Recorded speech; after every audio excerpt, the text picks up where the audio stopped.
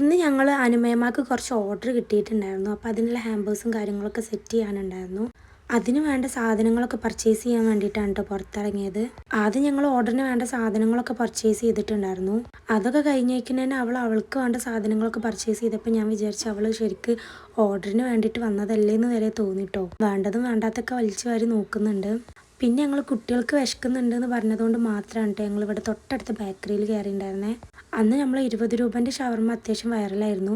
ഇതിപ്പോൾ 50 രൂപേൻ്റെ ഷവർമ്മയാണ് കേട്ടോ. ഇതിന് ഷവർമ്മയാണ് റോളാണോ എന്താ പറയുകയെന്ന് എനിക്ക് മനസ്സിലായില്ല. ബിക്കോസ് ഇതൊരു വെറൈറ്റി ആയിരുന്നു.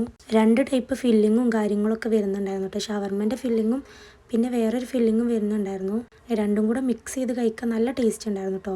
പക്ഷെ ഞങ്ങൾ കൂടുതൽ വാങ്ങിച്ചില്ല, 2 എണ്ണേ വാങ്ങിച്ചിട്ടുണ്ടായിരുന്നുള്ളൂ. അത് കഴിഞ്ഞിട്ട് ഞങ്ങൾക്ക് അനുമേമാൻ്റെ വീട്ടിൽ പോകാണ്ട് അവിടെ ഞങ്ങൾക്ക് ഫുഡും കാര്യങ്ങളൊക്കെ സെറ്റാക്കിയിട്ടുണ്ട്.